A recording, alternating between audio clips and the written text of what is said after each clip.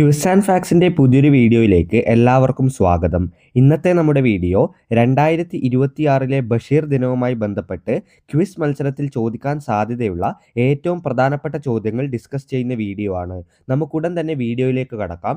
അതിനു മുമ്പ് ചാനൽ ഇതുവരെ സബ്സ്ക്രൈബ് ചെയ്യാത്തവരാണെങ്കിൽ ഇപ്പോൾ തന്നെ സബ്സ്ക്രൈബ് ചെയ്യുക. ബഷീർ ദിനവുമായി ബന്ധപ്പെട്ട ഏറ്റവും പ്രധാനപ്പെട്ട 25 ചോദ്യങ്ങളാണ് ഇന്നത്തെ വീഡിയോയിലൂടെ നമ്മൾ നോക്കാൻ പോകുന്നത്. നമുക്ക് നേരെ വീഡിയോയിലേക്ക് കടക്കാം. നമ്മുടെ മറ്റെല്ലാ വീഡിയോസിലും ഉള്ളതുപോലെയുള്ള ബോണസ് ക്വസ്റ്റ്യൻ ഈ വീഡിയോയുടെ അവസാനം നൽകിയിട്ടുണ്ട്. എല്ലാവരും വീഡിയോ അവസാനം വരെ കണ്ട് ബോണസ് ക്വസ്റ്റ്യൻ്റെ ഉത്തരം കമൻറ്റ് ബോക്സിൽ രേഖപ്പെടുത്തുക. ചോദ്യം നമ്പർ 1. ഉജ്ജീവനം എന്ന വാരികയിൽ ലേഖനങ്ങൾ എഴുതുമ്പോൾ ബഷീർ സ്വീകരിച്ചിരുന്ന തൂലികാനാമം എന്താണ്?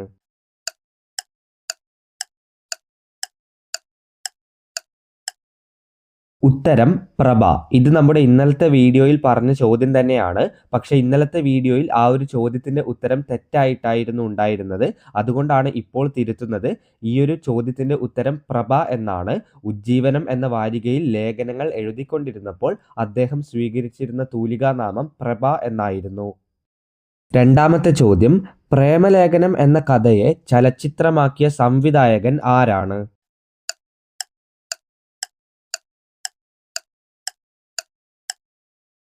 പ്രേമലേഖനം എന്നത് ബഷീറിൻ്റെ ആദ്യത്തെ കൃതിയാണെന്നും അത് പുറത്തിറങ്ങിയത് 1942 ആണെന്നും നമ്മൾ കഴിഞ്ഞ വീഡിയോയിൽ പറഞ്ഞിരുന്നു. ഈ പ്രേമലേഖനം എന്ന കഥയെ ചലച്ചിത്രമാക്കിയ സംവിധായകൻ P.A. ബക്കറാണ്. 1985 P.A. ബക്കർ ഈ ഒരു കഥയെ സിനിമയാക്കി മാറ്റുന്നത്. അടുത്ത ചോദ്യം.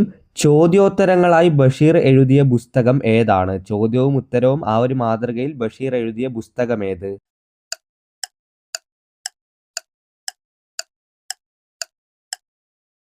ഉത്തരം നേരും നുണയും. അതായത് ചോദ്യോത്തരങ്ങളായി ബഷീർ എഴുതിയ പുസ്തകത്തിൻ്റെ പേര് നേരും നുണയുമെന്നാണ്. ഇതെല്ലാ വർഷവും LP UP തലത്തിൽ ചോദിക്കുന്ന ചോദ്യമാണ്. മൂന്നാമത്തെ ചോദ്യത്തിൻ്റെ ഉത്തരം നേരും നുണയും. ചോദ്യം നമ്പർ 4. പെണ്ണുങ്ങളുടെ ബുദ്ധി എന്ന പേര് കൂടിയുള്ള ബഷീറിൻ്റെ കൃതി ഏതാണ്?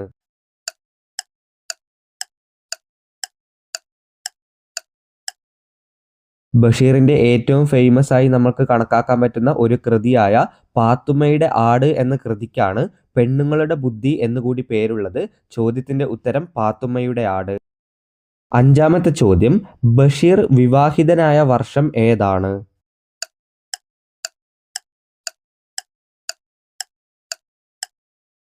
ഉത്തരം 1958. ബഷീർ വിവാഹിതനായ വർഷം 1958 ഓർത്തിരിക്കുക. അദ്ദേഹത്തിൻ്റെ ഭാര്യയുടെ പേര് ഫാബി ബഷീർ ആണെന്നും അവരുടെ ആത്മകഥയുടെ പേര് ബഷീറിൻ്റെ എടിയെ എന്നാണെന്നും നമ്മൾ കഴിഞ്ഞ വീഡിയോസിൽ പറഞ്ഞതാണ്. അടുത്ത ചോദ്യം. വൈക്കം മുഹമ്മദ് ബഷീർ എഴുത്തും ജീവിതവും എന്ന പുസ്തകം എഴുതിയത് ആരാണ്?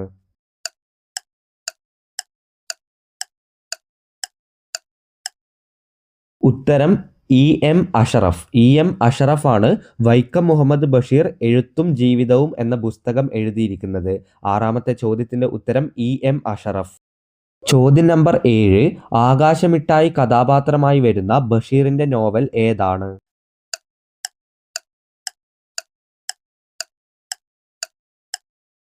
ബഷീറിൻ്റെ ആദ്യത്തെ നോവൽ എന്നറിയപ്പെടുന്ന പ്രേമലേഖനമാണ് ആകാശമിട്ടായി കഥാപാത്രമായി വരുന്ന ബഷീറിൻ്റെ നോവൽ. ഏഴാമത്തെ ചോദ്യത്തിൻ്റെ ഉത്തരം പ്രേമലേഖനം. എട്ടാമത്തെ ചോദ്യം. കാടായിത്തീർന്ന ഒറ്റമരത്തിൻ്റെ ആത്മകഥയാണ് ബഷീറിൻ്റെ സാഹിത്യം എന്ന് വിലയിരുത്തിയ നിരൂപകൻ ആരാണ്?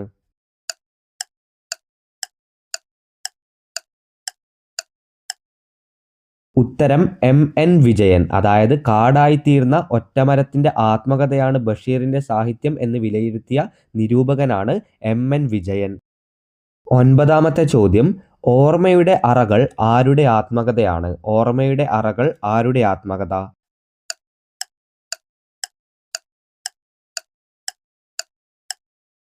വളരെ ഈസി ആയിട്ടുള്ള ചോദ്യമാണ്. ഓർമ്മയുടെ അറകൾ എന്നത് ബഷീറിൻ്റെ ആത്മകഥയാണ്. വൈക്കം മുഹമ്മദ് ബഷീറിൻ്റെ ആത്മകഥയുടെ പേരാണ് ഓർമ്മയുടെ അറകൾ. ചോദ്യം നമ്പർ 10. മരിക്കുന്നതിന് മുമ്പ് മാവിന് വെള്ളമൊഴിച്ച ഒരു മനുഷ്യൻ്റെ കഥ പറയുന്ന ബഷീർ കഥ ഏതാണ്?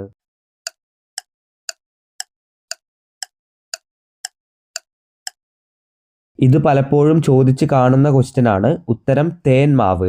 അതായത് മരിക്കുന്നതിന് മുമ്പ് മാവിന് വെള്ളമൊഴിച്ച ഒരു മനുഷ്യന്റെ കഥ പറയുന്ന ബഷീറിന്റെ കൃതിയാണ് തേന്മാവ്. ഓർത്തിരിക്കുക, ഇമ്പോർട്ടൻ്റ് ആണ്. 11ാമത്തെ ചോദ്യം.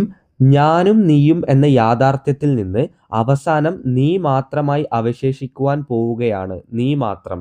ബഷീറിന്റെ ഒരു ചെറുകഥ ആരംഭിക്കുന്നതും അവസാനിക്കുന്നതും ഈ വാചകത്തിലാണ്. ഏതാണ് ഈ കഥ? വളരെ ഇമ്പോർട്ടൻ്റ് ആയ ഒരു ചോദ്യമാണ്.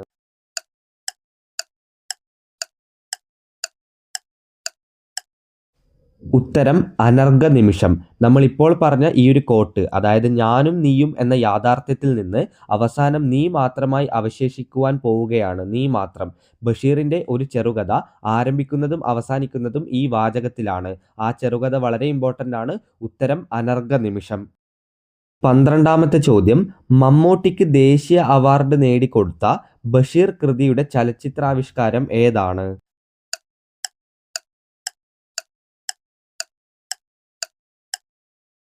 നിങ്ങൾക്കെല്ലാവർക്കും അറിയാം, ഉത്തരം മതിലുകളാണ്. 1990-ലാണ് ഈ ഒരു ദേശീയ അവാർഡ് മമ്മൂട്ടിക്ക് ലഭിക്കുന്നത്. ആ ഒരു അവാർഡ് നേടിക്കൊടുത്ത ബഷീർ കൃതിയുടെ ചലച്ചിത്രാവിഷ്കാരം ഏതാണ്? മതിലുകൾ. 13ാമത്തെ ചോദ്യം. ബഷീർ എഴുതിയ നാടകം ഏതാണ്? ബഷീർ എഴുതിയ നാടകമേത്?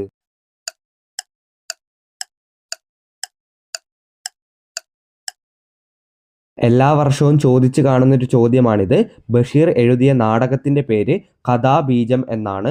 13ാമത്തെ ചോദ്യത്തിൻ്റെ ഉത്തരം കഥാബീജം. 14ാമത്തെ ചോദ്യം. ബഷീർ എഴുതിയ തിരക്കഥകൾ ഏതൊക്കെയാണ്? 2 തിരക്കഥകളാണ് ബഷീർ എഴുതിയിരിക്കുന്നത്. അത് ഏതൊക്കെയാണ്?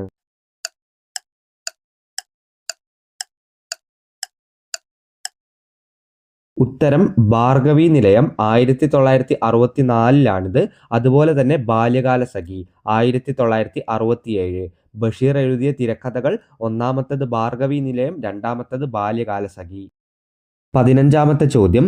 വെളിച്ചത്തിനെന്തു വെളിച്ചം എന്ന ബഷീറിന്റെ പ്രശസ്തമായ പദം ഏത് നോവലിലാണുള്ളത്?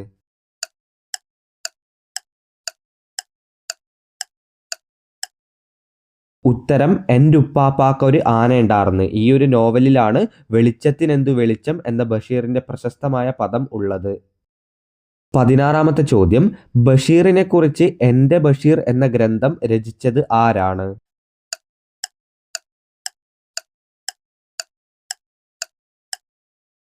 ഉത്തരം കൽപ്പറ്റ നാരായണൻ. ബഷീറിനെക്കുറിച്ച് എൻ്റെ ബഷീർ എന്ന ഗ്രന്ഥം രചിച്ചിരിക്കുന്നത് കൽപ്പറ്റ നാരായണനാണ്. മറക്കരുത്, ഇത് ചോദിക്കുന്ന ചോദ്യമാണ്. 17ാമത്തെ ചോദ്യം.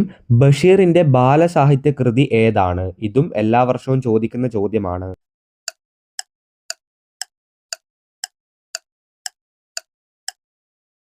ഉത്തരം സർപ്പയജ്ഞം എന്നാണ്. ബഷീറിന്റെ ബാലസാഹിത്യ കൃതിയുടെ പേര് സർപ്പയജ്ഞം.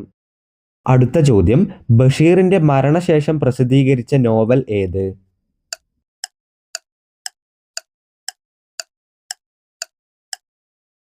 ഉത്തരം പ്രേം പാറ്റ. ബഷീറിന്റെ മരണശേഷം പ്രസിദ്ധീകരിച്ച നോവലിന്റെ പേരാണ് ചോദിച്ചിരിക്കുന്നത്. ഉത്തരം പ്രേം പാറ്റയാണ്. ചോദ്യം നമ്പർ 19. ബഷീറിന്റെ മരണശേഷം പ്രസിദ്ധീകരിച്ച ആദ്യത്തെ കൃതി ഏതാണ്?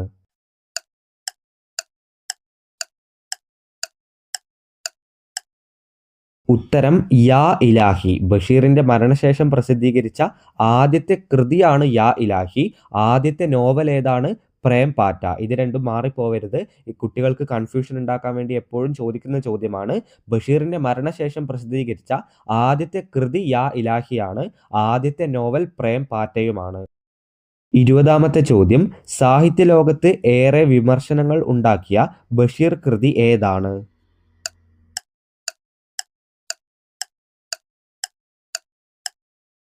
ഉത്തരം ശബ്ദങ്ങൾ. സാഹിത്യലോകത്ത് ഏറെ വിമർശനങ്ങൾ ഉണ്ടാക്കിയ ബഷീർ കൃതിയുടെ പേരാണ് ശബ്ദങ്ങൾ. 21ാമത്തെ ചോദ്യം. ഒരു മരം ബഷീറിന്റെ ജീവിതത്തിലും സാഹിത്യത്തിലും നല്ലവണ്ണം സ്വാധീനം ചെലുത്തിയിരുന്നു. ആ മരം ഏതാണ്?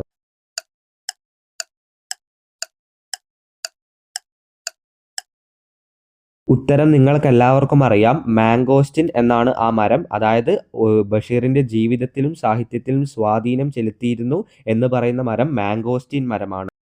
22ാമത്തെ ചോദ്യം, വൈക്കം മുഹമ്മദ് ബഷീറിൻ്റെ ഒരു പ്രഭാഷണം ഗ്രന്ഥമായി പ്രസിദ്ധീകരിച്ചിട്ടുണ്ട്. ഏതാണ് ഈ ഗ്രന്ഥം?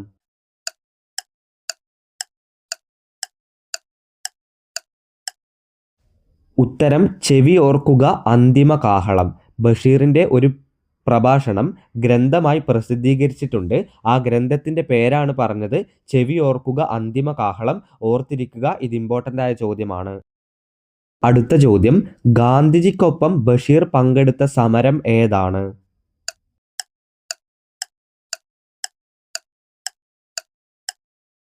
ഉത്തരം ഉപ്പു സത്യാഗ്രഹം. കോഴിക്കോട് വെച്ച് ഉപ്പു സത്യാഗ്രഹം നടക്കുമ്പോഴാണ് ഗാന്ധിജിക്കൊപ്പം ബഷീർ ഒരു സമരത്തിൽ പങ്കെടുക്കുന്നത്. 23ാമത്തെ ചോദ്യത്തിൻ്റെ ഉത്തരം ഉപ്പു സത്യാഗ്രഹം. 24ാമത്തെ ചോദ്യം, ബഷീറിൻ്റെ ഏത് കൃതിയാണ് പിന്നീട് ഭാർഗവീ നിലയം എന്ന ചലച്ചിത്രമായി മാറിയത്? ബഷീറിൻ്റെ ഏത് കൃതിയാണ് ഭാർഗവീ നിലയം എന്ന ചിത്രമായി മാറിയത്?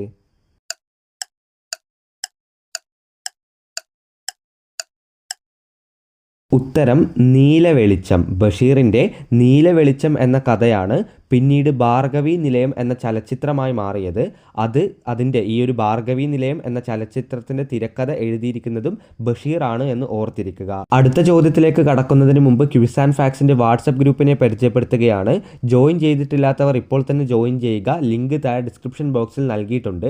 ഈ ഗ്രൂപ്പിൽ ജോയിൻ ചെയ്യുകയാണെങ്കിൽ നമ്മൾ അപ്ലോഡ് ചെയ്യുന്ന എല്ലാ ചോദ്യങ്ങളും ഉത്തരങ്ങളും നിങ്ങൾക്ക് PDF രൂപത്തിൽ ലഭിക്കുന്നതാണ്. അതുപയോഗിച്ചുകൊണ്ട് എളുപ്പത്തിൽ പഠിക്കാൻ സാധിക്കും. ഈ വീഡിയോയിലെ അവസാനത്തെ ചോദ്യം, ഇത് കഴിഞ്ഞാലുടൻ ബോണസ് ചോദ്യമാണ്. ബഷീറിൻ്റെ ജനനവും മരണവും എന്നാണ്? വർഷവും അതുപോലെ തന്നെ തീയതിയും എടുത്തു പറയുക.